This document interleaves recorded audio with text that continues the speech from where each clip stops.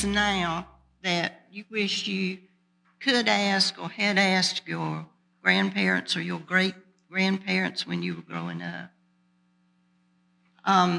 This is what the idea that's sort of behind the book that I wrote, because I have two daughters, and I decided that I would write my memoirs up until I got married, because once I had the children, I was in their world, So anyway, the title of my book is Growing Up Down Home. I grew up in Turkey in Sampson County, was born here and grew up here. The first story in my book, and they're just short stories along in them, I entitled, I guess, Who Am I and What Am I Doing Here? I only knew my paternal grandmother, Susan Ella Avent Hunter, and both of my grandparents had passed away, by the time I was born. Grandma Sue was the daughter of Henry Avent and Mary Ann Buchanan Avent, proprietors of Avent's Ferry in Chatham County. And Avent's Ferry, it started running in 1775 and continued until 1926. She was born on October the 12th, 1871. She married James Magruder Hunter, Sr., and he was a lumberman, also of Chatham County. A family legend goes that Grandpa Grood would remove his clothes, bundle them up, and swim across the Cape Fear River to court Grandma. They married in 1887. Their marriage produced 10 children.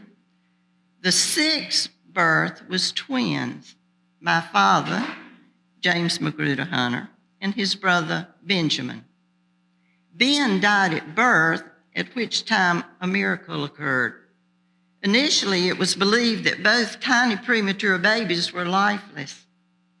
The oldest sister, my Aunt Lizzie, detected a slight sign of life and picked up the baby from the pillow where he lay.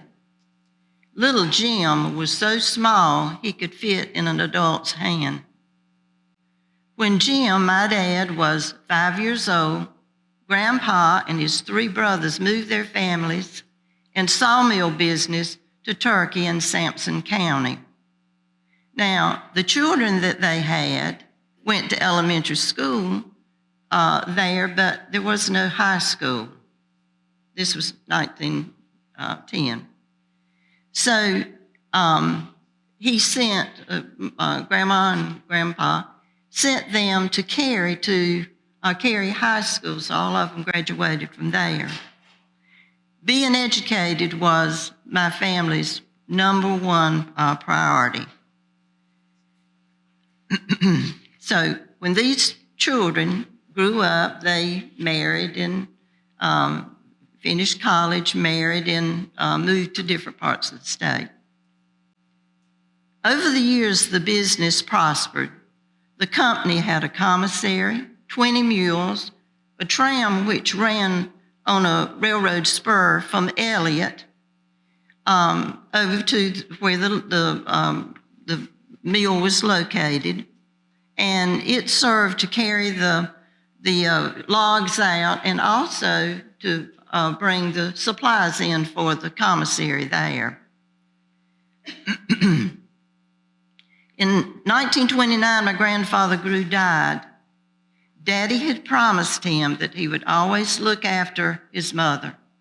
So in the early 30s, he and Mother moved into the family home in Turkey with Grandma, where they raised their family of 6 children. While he was there, immediately he became the principal of the Turkey High School there. It was built in 1926, so you see the time had gone by. Grandma was in late middle age and her activities were limited.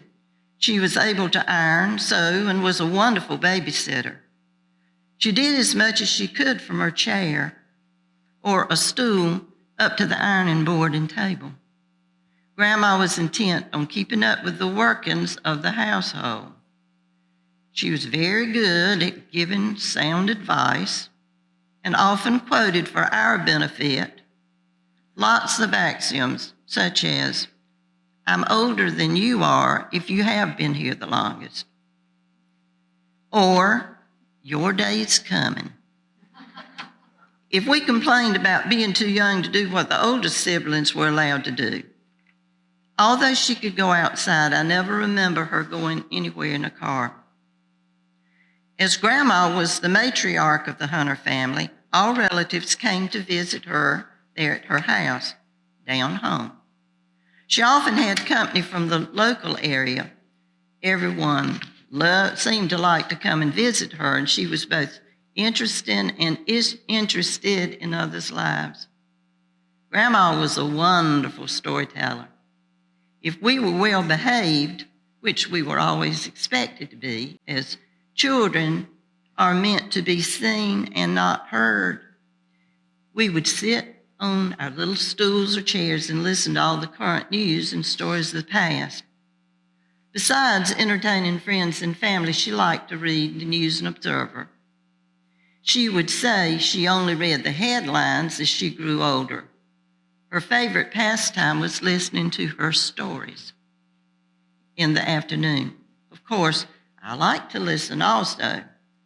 Her favorites were Young Widow Brown, Stella Dallas, and Backstage Wife. The radio always sat on her bedside table, and she had dominion over it. As Grandma got old and we became teenagers, we thought she had gotten mighty bossy. Often we would detour from the path through her sitting room to avoid the many chores she wanted us to do.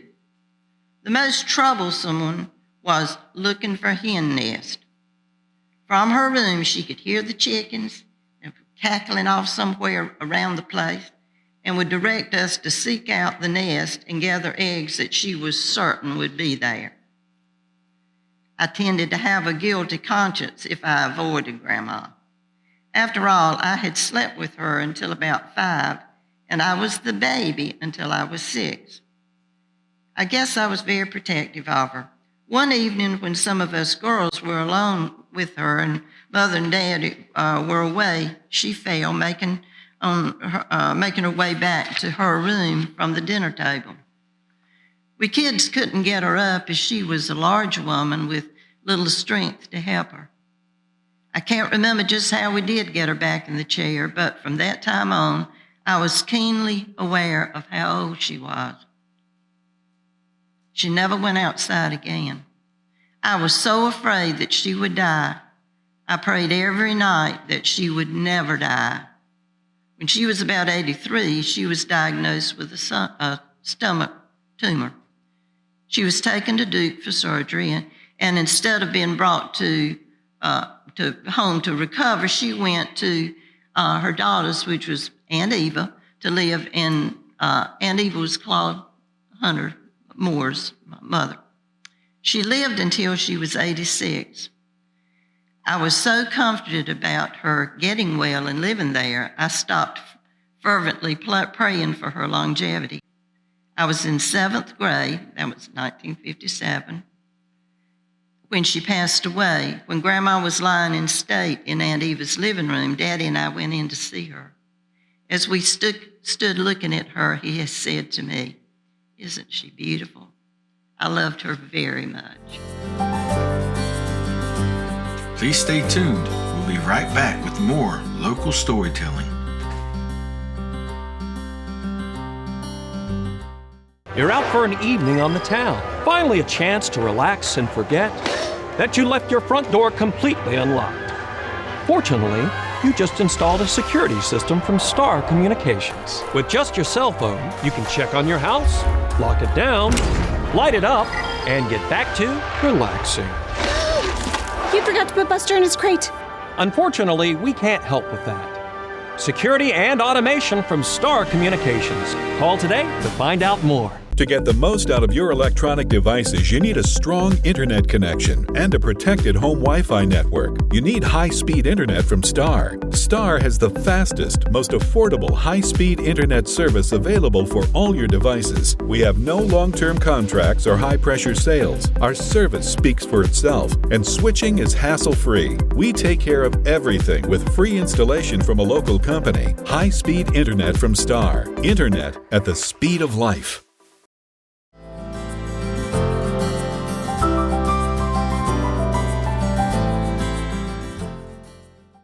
Okay, there's several things that us children did on the farm. In fact, everything was self-entertainment. Growing up on a farm in the 50s, making a camp. Growing up on a farm in the 50s, building a fort. Growing up on the farm in the 50s, playing in a playhouse. One of most all children's favorite pastimes is playing in a playhouse. Not necessarily within the walls of a pretty child-sized playhouse, one with walls and a roof, windows with shutters and a flower box attached and painted a cheery pink or yellow. One like this was in the backyard of the house Aunt Lucy purchased in Turkey. I was delighted with it, but I bet too old by that time to take advantage of playing in it. The playhouses we children played in were quite different. First, they usually had only one wall, which was an outside wall of our house, up against the house. And the other walls were imaginary. The floor was real dirt. The house usually only consisted of one room, the kitchen.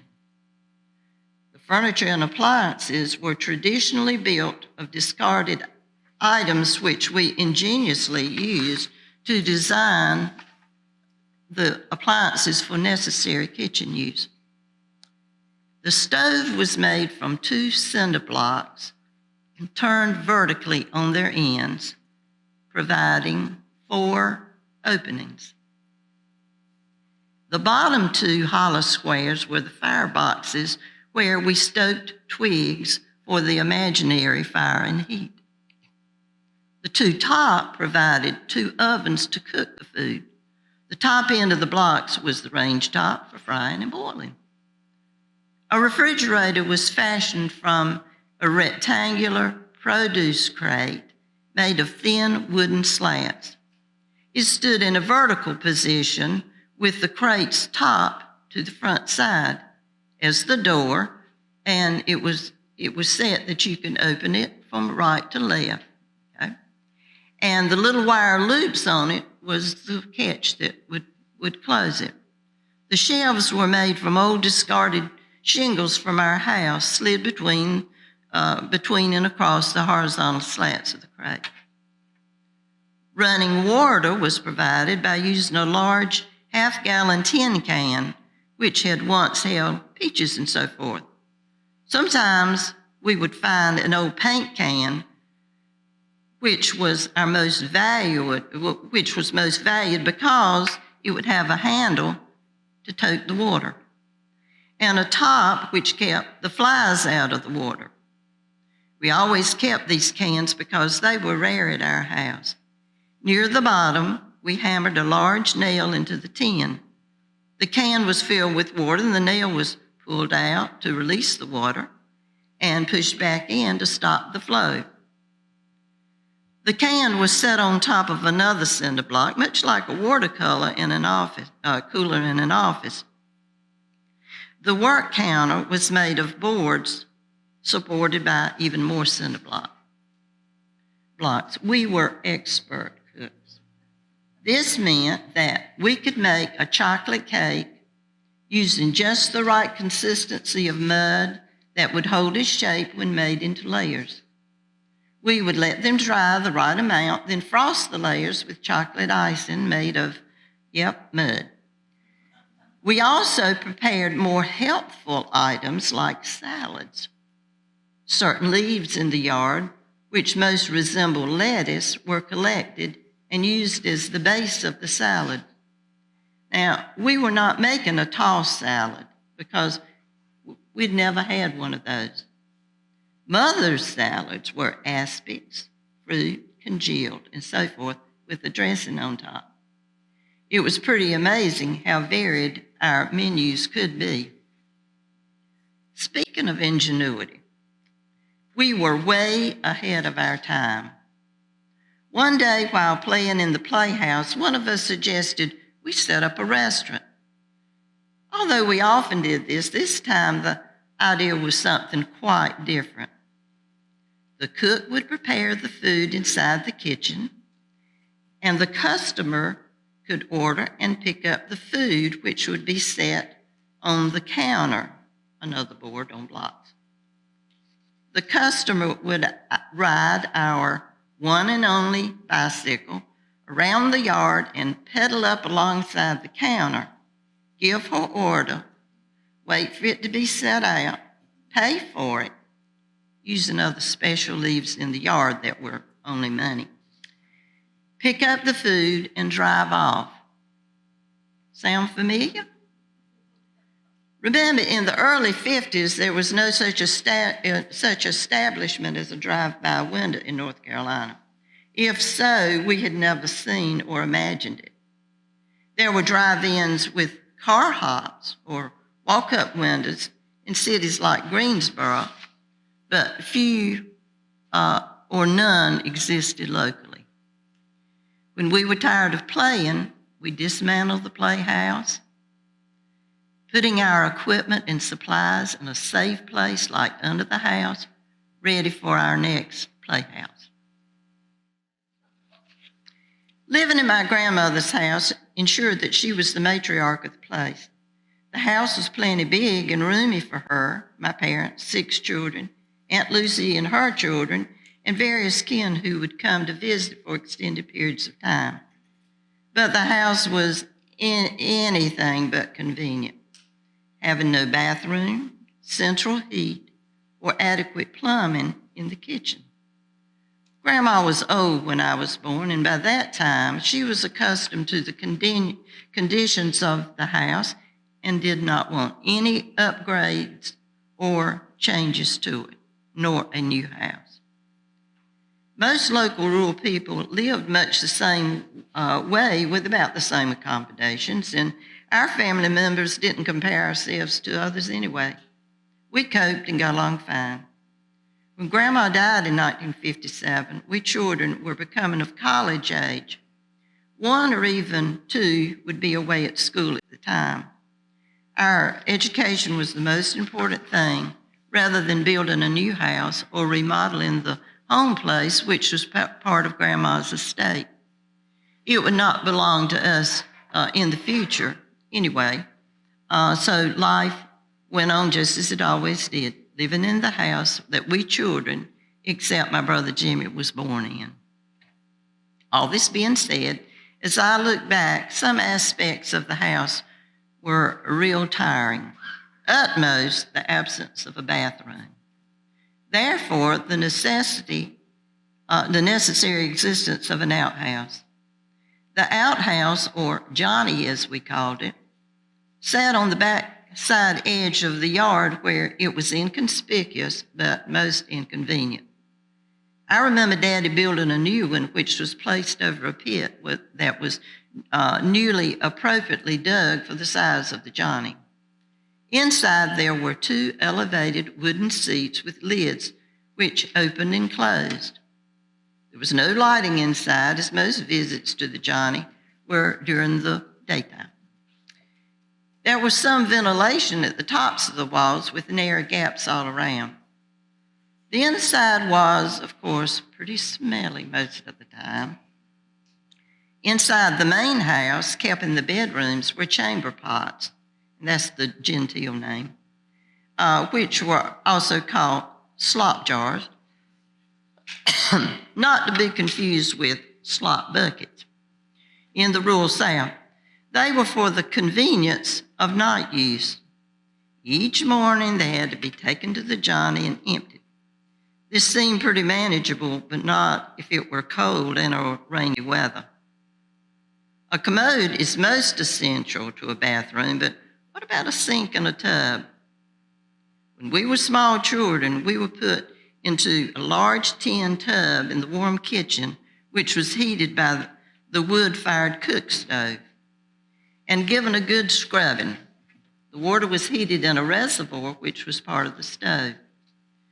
The hot water the reservoir held, after being kept filled by hand, was also used to wash dishes. The cold water came into the kitchen by the use of a hand pump. A galvanized oblong shallow sink about waist high caught and drained the water. We used wash pans to wash our hair and brush our teeth over the sink. One plus of this arrangement was that the water pumped from the outside well was clear, soft, and almost sweet. The iron cook stove sat out from the wall at an angle, creating a sizable area behind the stove that was always warm. Baths and daddy's shaves could be done here in comfort, arranged before and after kitchen's meal preparation and cleanup was over. The girls would take their wash basins filled with water to their respective bedrooms for baths. There were times when it was both inconvenient and embarrassing not to have indoor plumbing. In the early 60s, when I was in high school economics class and working on a special project with a teacher, we needed additional outside time to work on it.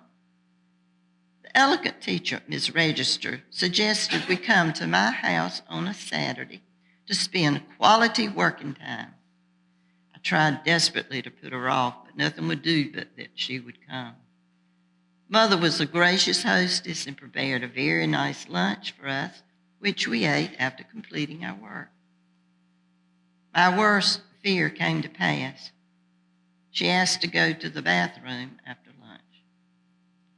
What was I to do but to escort her to the dark, spider-infested, smelly outhouse? I always wondered what she thought. I made no apologies to her. It was what it was. The friends I grew up with never seemed to think anything of the inconveniences when they came for sleepovers. Although they lived in newer houses with younger and more modern parents, most of them had grandparents who still lived the same way we did. I think it might have been sort of an adventure, and they felt in a way that they were going back in time. They liked to spend the night with me. Mother was so much fun, cooking good meals and making over them. Once in college, it became a different story. My friends were mostly from cities, and I would never, but never, have invited them home with me for the weekend.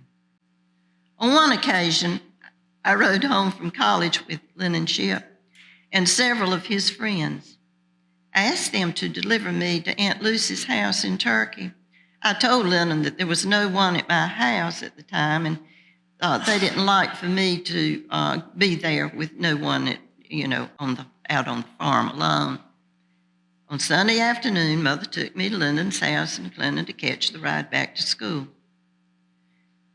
They told me then that they had been bored and had decided to go out to see me and hang out. Lennon's dad had once lived in Turkey. His grandfather was the mail carrier there in the 30s. So he gave him the directions as he sort of remembered where my dad grew up. The boys said they searched and they searched, but could not find the destination of my house. Praise the Lord. I honestly think he was looking after my welfare by misleading them. I shudder to think how embarrassing it would have been for them to see the old house with a bunch of hunting dogs lying around the yard, chickens running around, and no bathroom available if they needed one after probably having had a few beers that afternoon. For outsiders, especially impressionable young people, they would have been flabbergasted to see my home place. I could not have faced them again. Over the years, I came to deeply appreciate the way I grew up out in the country and having the experiences that only honest farm life can provide. Those memories of my younger years are so very unique, very meaningful, and very precious. I know that I became a more unique, appreciative, and better person because of them. Thanks be to God.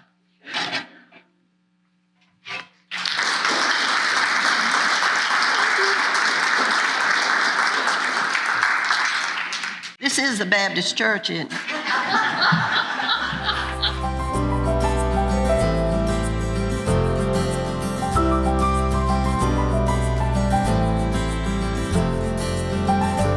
Still to come on today's episode of Storytelling. What all? And I looked down there, and they was 5 or 6 convicts running up and down and blowing whistles. They was. Most aging adults want to stay in their homes as long as possible. And as your loved ones get older, you want to support them, even when you can't be there. Star is proud to offer Star Alert. This new system is now mobile and has GPS compatibility, so your loved ones can live their lives and you can have peace of mind, knowing they can get the help they need with just the simple push of a button. The new Star Alert also offers automatic fall detection, so help will be alerted even if they can't press the button. Call and ask about Star Alert today. Eastern North Carolina is a beautiful place where we gladly choose to call home. And we strive to provide the best communications services. STAR is committed to improving communications to all our service areas because we want to improve the communities where we not only work, but also live. STAR Communications. We are neighbors serving neighbors.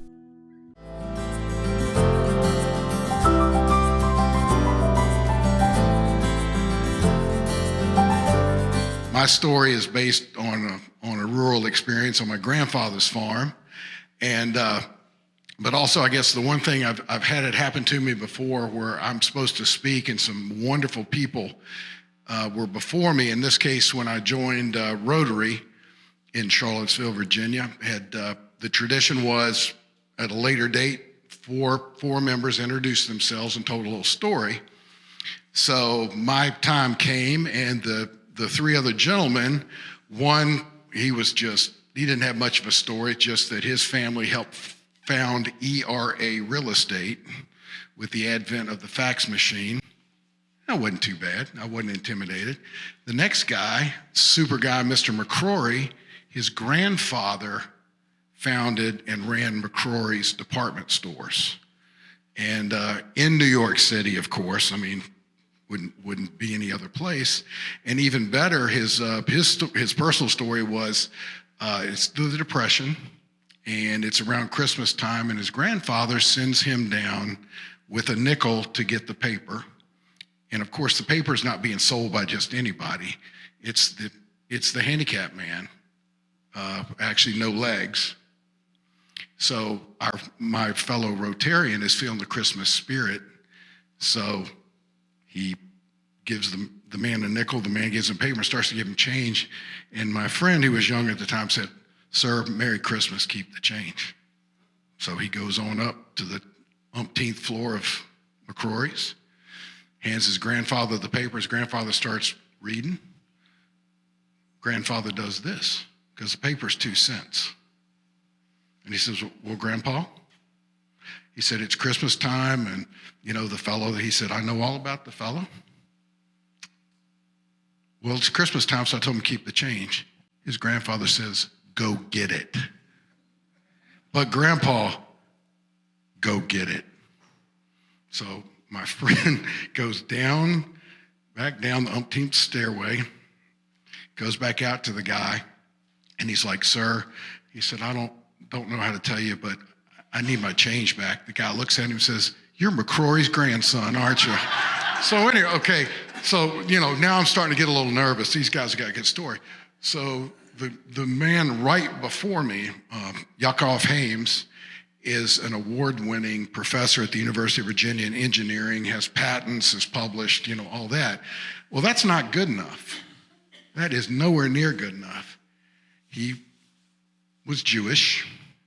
His grandfather was a rabbi. But wait, it gets better. He wasn't just any rabbi. He was the chief rabbi, and couldn't be in, somewhere plain and simple.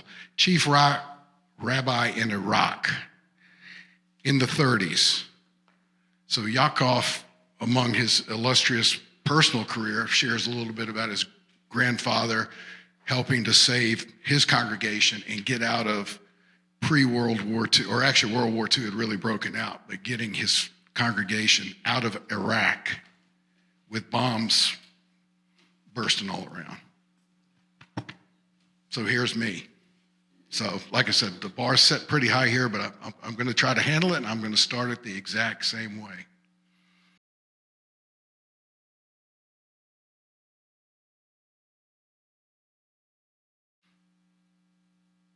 It was a dark and stormy night.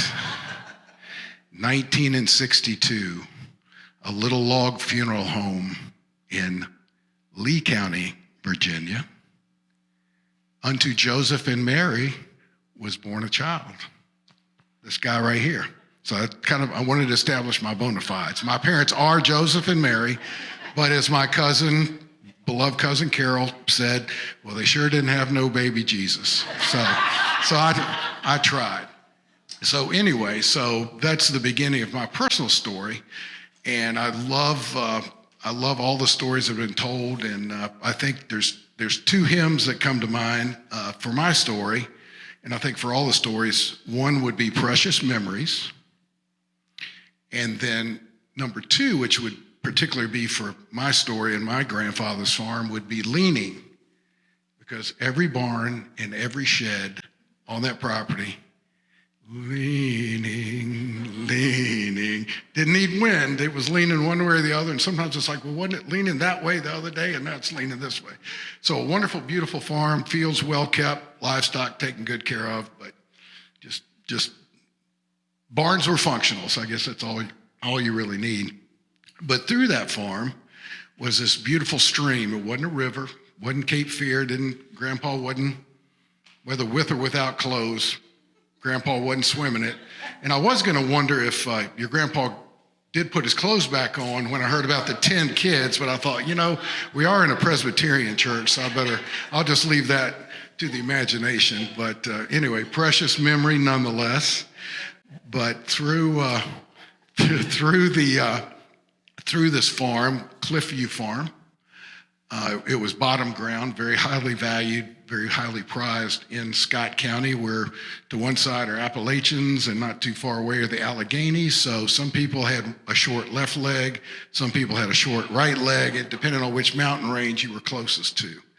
But so much like my story, this stream meandered pretty much through the middle of the property. Wasn't huge, but it would flood pretty good. It was fed by 2 or 3 creeks. And my cousin, who was the point of this story, if there is a point, I think there will be. There might even be a moral here, so pay attention. But we loved to fish that little stream when we weren't fishing Granddaddy's Pond. And I was a little older, but we had a good, almost a sibling rivalry, and I was definitely the better fisherman and reveled in that.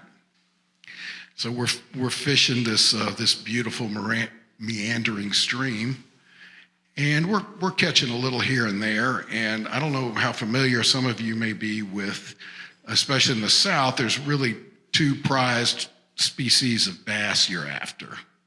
You have the largemouth bass and you have the smallmouth. Now, since we're in a Presbyterian church and we know about Baptists, so think of the largemouth or bigmouth Baptists, or bucketmouth as they are called. Those are the Baptist fish, okay? The smallmouth is not as spectacular, and they're quieter. They don't announce themselves. You got to go find them, and they like it where it's nice and cold. So, not saying everybody's frozen chosen, but I'm married into the Presbyterian tradition, so I've got my opinion. But anyway, so the fun part about largemouth bass is, and whether it's in the stream or in the pond, man, it's all kinds of fun to hook into one of those. Sometimes you, like a Baptist, you catch them underneath in dark places, and sometimes they're right out front, jumping and splashing and making a lot of commotion. But they're a whole lot of fun to catch. But the prize is really when you tie into a really good smallmouth, because that's taking some effort, taking a little bit of skill, and they're fun to bring in because they pull you. First, you think you've tied into a stump or a rock or something like that, but then it starts to move. It's like, hey, I got a real fish here. So as usual, I am whipping my cousin Keith in the fishing stuff. I'm catching and releasing, and I'm trying not to grin too big at him. And it's getting late in the day, so finally he gets tired and he just starts messing around. And sometimes he would throw rocks in the water, and sometimes he just kind of halfway do some fishing. And then he reaches in his tackle box and he gets this great big old plug, and it's one of the old wooden, and it's about the size. It's about that big. So it's big. It's not a spinner bait. It's not one of those little things, but it was wooden. It was old. It was double jointed. Had the treble hook, so it had some heft to it. I bet it weighed every bit of 3 or 4 ounces, which for a fishing lure is pretty sizable. So he winds up and he just throws that thing out there.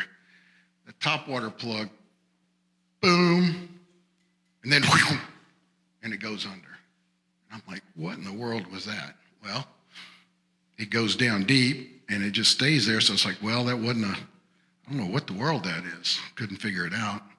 So he hauls it in, and yes, he hauls in the biggest smallmouth bass I have ever seen in my life. And it was probably about 3 or 4 pounds, but again, all muscle, all fight. And I'm like, what in the world? So I figured it out. That dadgone smallmouth was just kind of snoozing, was laying right near the top of that water. And about the time my cousin's plug hit that water, he yawned and just inhaled that, and the rest is history. So the almost point of this story is the fact that you shouldn't pick on your cousin too often, too frequently. The other point is, and we've had several stories about hope and faith and all that, is when you're out there and you're plugging away and you're kind of doing the fishing of life, and I think we're supposed to be fishers of men. Well, Julie's nodding her head, so I know that we are supposed to be fishers of men. And sometimes we're kind of giving up, and we're thinking there's nothing there. It's as we say in fishing, it's a dry hole, and time to move on. But sometimes you keep at it, and sometimes you're in for a very pleasant surprise, and it teaches you a lesson to be a little bit humble. I'm still kind of internalizing the humble part. You can ask my wife now. Julie's just way too nice. She's way too nice. She doesn't hold me very accountable on stuff like that. So in case you're wondering, again, growing up Baptist, people said, "Oh, you're going to talk in front of people?" And I'm like, "Well, yeah, I am." "Well, what are you going to say?" And I'm like, well, thinking of the endorsement from my wife, I don't really know, but, might as well tell something, that I know, and I don't think anybody else. Anybody been to Scott County, Virginia? I think there's 2 in the back, but they haven't been to my grandfather's farm. So I knew I was safe there. So that's one of those many precious memories. And as you spoke of the cook stove and outhouses, they weren't a lot of fun, and spiders and all the wonderful things that go with outhouses. Yeah, I'm glad it's a memory. I like that modern plumbing quite a bit, and we experienced something similar to that 15 years ago through the generosity of my in-laws. Our families were taken on a Mediterranean cruise, and we cruised the upper Mediterranean, saw a lot of famous sites, but when we got to Eastern Europe, Dubrovnik, which I believe is Croatia, famous walled city, goes back to around Crusades time, maybe a little later. But interesting bathroom situation, and not just in there, but other places. But they have what they call the squatty potties, which I'll take a outhouse and spiders and over a squatty potty. And then for the men, special places for the men. And think of old-fashioned cigarette, where you put your cigarette out, but on an angle, right? Well, the best part of this story is, of course, even in Europe, there is no potty equity. So you go, there's, men are just flowing through, everything's good, and there's, 20, 30 ladies waiting in line. And so this one lady looks over and she knows in the line, and I happen to be about to go in, and she goes, well, I'm just going to go in and I'm going to use your men's room. And I looked at her and I said, ma'am, you go right ahead. And then 2 seconds later, I think I'll stand in line. I'm like, well, I did my gentlemanly thing. I let her go right past me and let her kind of discover all that on their own. So anyway, I do appreciate this wonderful opportunity. So many things to be thankful for and appreciative of, and just thank you very much.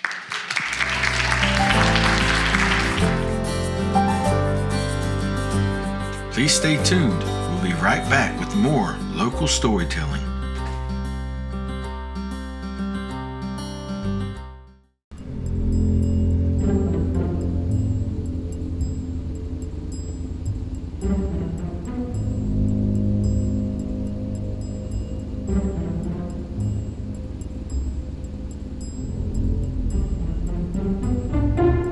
Let's get out of here.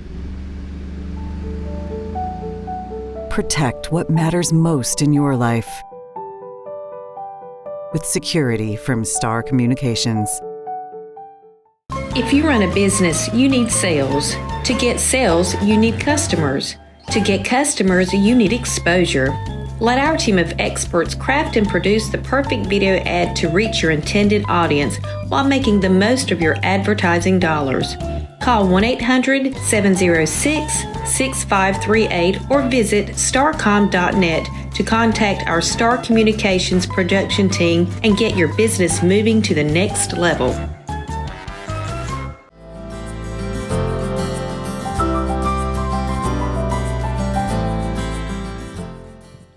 Friends, I have a story to tell you, but it is that I don't know if you are going to believe it.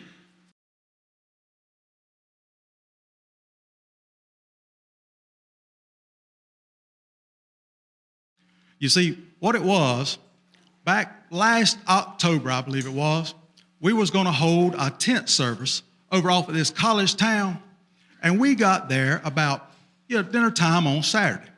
Well, different ones of us thought that we ought to get a mouthful to eat before that we set up the tent. So we got off the truck and followed this little bunch of people through this small little bitty patch of woods there. Well, we came up on a big sign that said, get something to eat, cheer. Well, I went up and I got me 2 hot dogs and a big orange drink. And before that I could take every mouthful of that food, this whole raft of people come up around me and got me to where I couldn't eat nothing, and I dropped my big orange drink. I did. Well, friends, they commenced to move, and they weren't so much that I could do but to move with them. And they commenced to move through all kind of doors and gates and I don't know what all. And I looked up above one of them and it said North Gate. Well, we kept on moving through there, and pretty soon we came upon this young boy. And he said, ticket, please. I said, friend, I don't have a ticket. I don't even know where it is that I'm a-going. Well, he said, come out as quick as you can. I says, I'll do it. I'll turn right around the first chance I get. So we kept on moving through there, and pretty soon everybody got to where it was that they was a-going because they parted, and I could see pretty good. I could. And what I seen was this whole raft of people sitting on these 2 banks and looking at one another across this pretty little green cow pasture. They was. Well, and somebody had took and drawn white lines all over it and drove posters in it, and I don't know what all. And I looked down there, and they was 5 or 6 convicts running up and down and blowing whistles. They was. Well, and then I looked down there again, and I seen these pretty girls are wearing these little bitty short dresses and are dancing around. So I sat down and thought I'd see what it was that was going to happen. Well, about the time I got sat down there good, I looked down there and I seen 30 or 40 men come running out of one end of a great big outhouse down there. They did. And everybody where I was sitting got up and hollered. Well, then I looked down there and 30 or 40 men come running out of the other end of that outhouse down there. And the other bank full, they got up and hollered. Well, I asked this fella that had been sitting beside me, I said, friend, what is it that they're hollering for? Well, he just whopped me on the back and said, buddy, have a drink. And I said, well, I will have another big orange. So I went and got it and I sat back down. Well, when I got back down there again, I looked and them men had got in 2 little bitty bunches real close together and they voted. They did. They voted and they elected 1 man apiece, and them 2 men come to the middle of that cow pasture and they shook hands like they hadn't seen one another in a long time. And then a convict come over to where they was standing and he pulled out a quarter and they commenced odd manning right there. They did. Well, before long, I seen what it was that they were odd manning for. It was that both bunches full of them men wanted this funny looking little pumpkin to play with. And friends, I know they couldn't eat it because they kicked it the whole evening and it never busted. They did. Well, but what I was telling you was, both bunches full wanted that thing, and one bunch will get it and it made the other bunch just as mad as they can be. And friends, that evening I seen the awfulest fight I have ever seen in my life.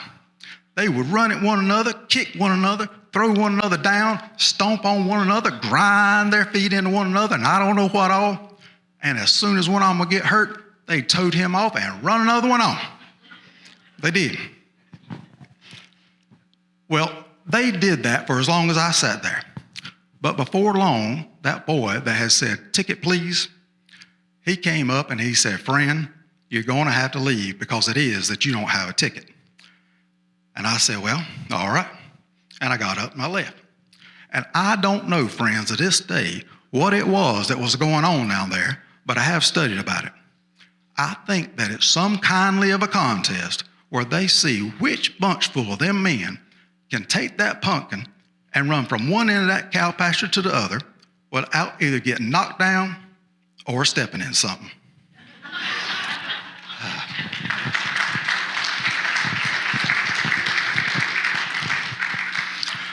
Thank y'all. For those who don't know, that the name of that story is What It Was Football by the Deacon Andy Griffith. I call myself Andy Taylor, and I'm glad to be here, and I'm glad to see you all come out. We definitely appreciate it. So anyway, all this talk about contests and cow pastures reminds me of another story. See, I happen to know this fella from the big crossroads of Spivey's Corner, North Carolina. And for those of you who don't know, Spivey's Corner is known as the home of the National Hollering Contest. So, but anyway, let me tell you how I met this fella.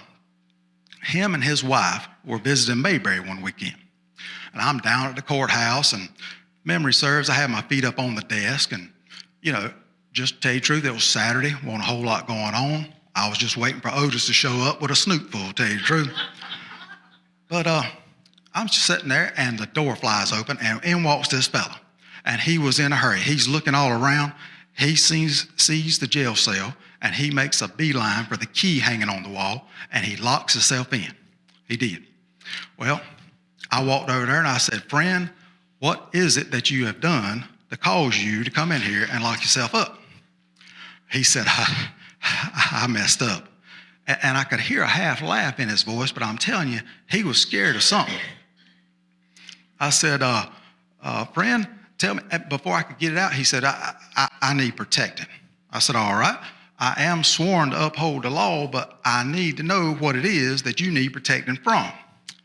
He said, well, I was at Weaver's department store, and I lost my wife. I couldn't find her. I'm looking all over for her, and I could not find her. So I hollered for her. And he said, well, you know, yelling at your wife ain't nothing to be proud of. And I said, no, I didn't holler. I didn't yell at her. I hollered for her.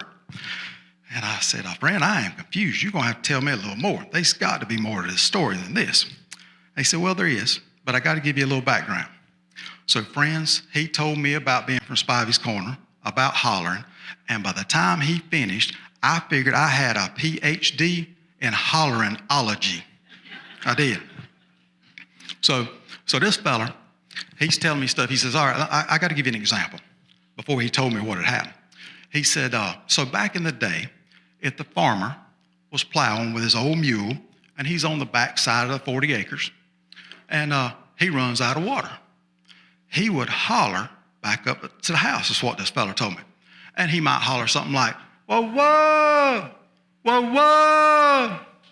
And then that fella held up his finger, and he said, wait for it. And then he kind of quietly said, Hugh. He said, that right there means they done did hear you. That's the holler back. So he gave me that example of hollering. And he said, you know, hollering is not just yelling real loud. Hollering is a form of communication. It's a language. It's a long-distance communication language. I said, all right. And he said, so the other example I'll give you, he said, this is how I got in trouble. He said, growing up, we would call the cows. I see when it's time to feed the cows, you want to call all of them up because cows are selfish. They are. If there's a few of them there, they'll eat all that feed and not leave any for the rest of them. So he said, so growing up, here's how we called the cows. He said, we'd say, boy, boy, boy. And the cows would come up and they'd eat. All right? And he said, so here's how I got in trouble. But friends, before he could say every other word, that door opened up again. And there was a woman standing there, and I know that was his wife.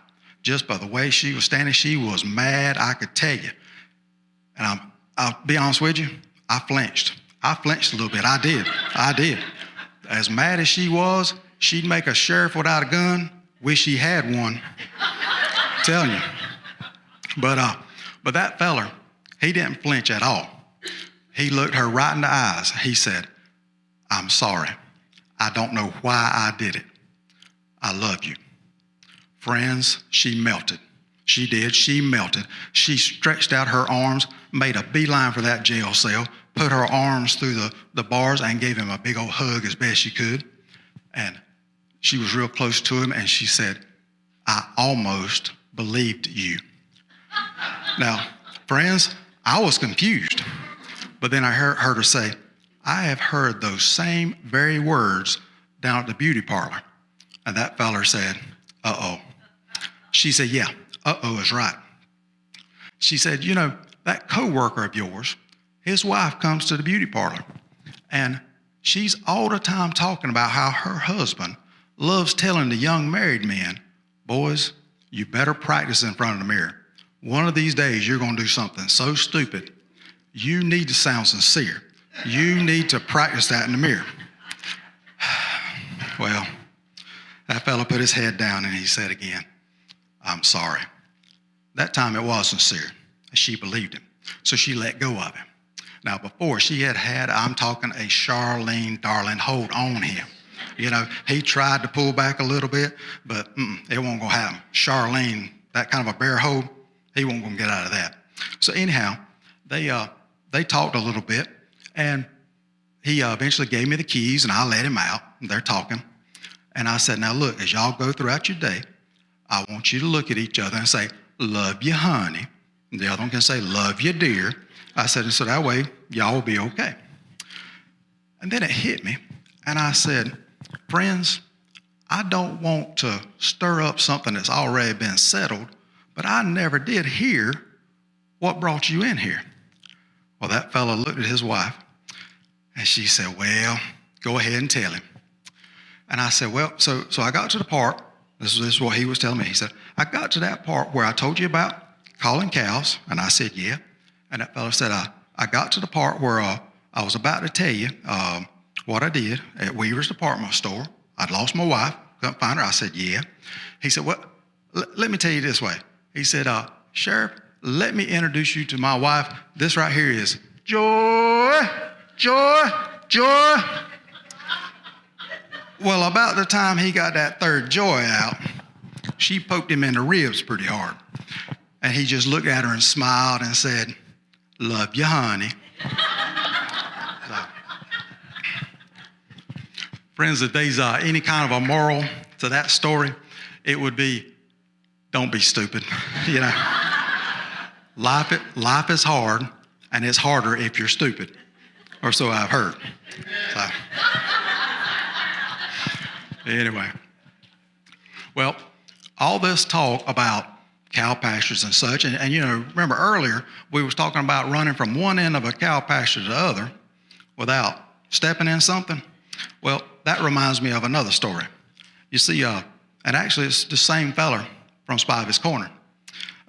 This was years later. Him and his wife were back up in Mayberry. They were visiting us, and I noticed the fella kept rubbing his neck. And so as we were talking, I said, friend, what with your neck? And he said, well, and he won't gonna tell the whole story. And his wife was beside him, and she said, go ahead, tell him the whole story. So this feller told me, he said, yeah, about 3 Sundays ago, I wake up and I told the little woman, I said, how about you take the boys and go on to church? I need to get a little work done around the farm. And I said, oh, he said, I know, Sheriff, I know. I shouldn't have done it. I'm not proud of it. But, and by the way, that fella didn't tell me what happened after that. He just skipped to the part of him being out in the yard working on his fence in the cow pasture. So, but anyway, he said to his wife and kids come out of the house. They wave by and they go on to church.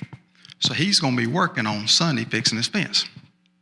So this fella tells me he's out there, and I'm feeling pretty good. He's getting a lot of work done. And he had just gotten a billy goat, his first billy goat. And so he had all of his land fenced in. So he had that goat out in the cow pasture. Well, he said, you know, I noticed out of the corner of my eye, that goat reared up like he was going to buck somebody. And that fella told me, he said, I really won't worry about it, because he said that goat was several hundred feet away from him. So he's still working on his cow fence and such. And he said, then the goat's eating a little grass here. He's eating a little grass there. He gets a little closer. He reared up a second time, that fella said. He said, I ain't having this. That fella said he took his hat off and took a couple steps towards that goat and swatted at him. But just as soon, of course, as he starts going toward that goat turned around and run off.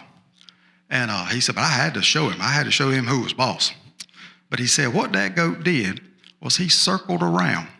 And this time, that fella said he was looking right at me. He said that goat reared up a third time, looking me right in the eye. He said, that fella said, no, sir, we are not going to have this. That fella said, Sheriff, I started saying some ugly words. I did. I said every ugly word I've ever heard. I was mad at that goat. He said, normally that cow fence is over waist high. Normally I have to push that fence down and step across it. That fella said I high stepped right across that fence because I was mad.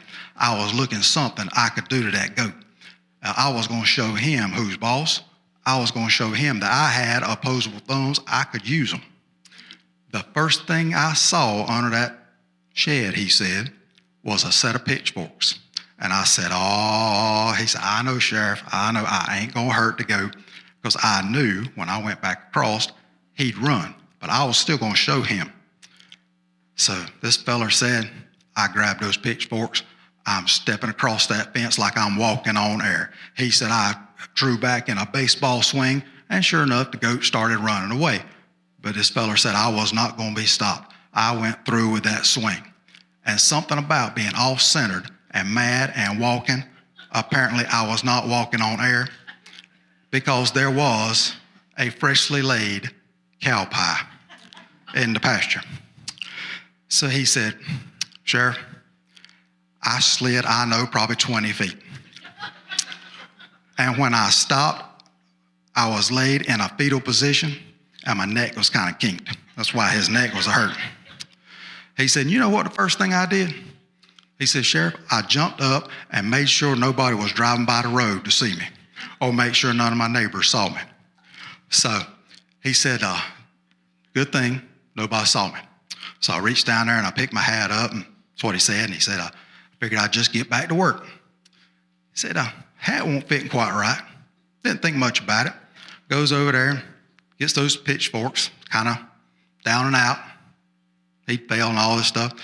Then the fella said, that hat won't fit quite right. So he tried to put it on again and thinking, well, my hair must have come out from under here. He put his hand in his hair and thought, well, surely I'm not bleeding. The pitchforks are way over there. And then he said it dawned on him. There was more than one fresh cow pie in that pasture that day. So anyway, friends, if there's a moral to that story, it's go to church. Spend time with your faith community. Spend time with your family. And whatever you do, never say ugly words to a goat on Sunday.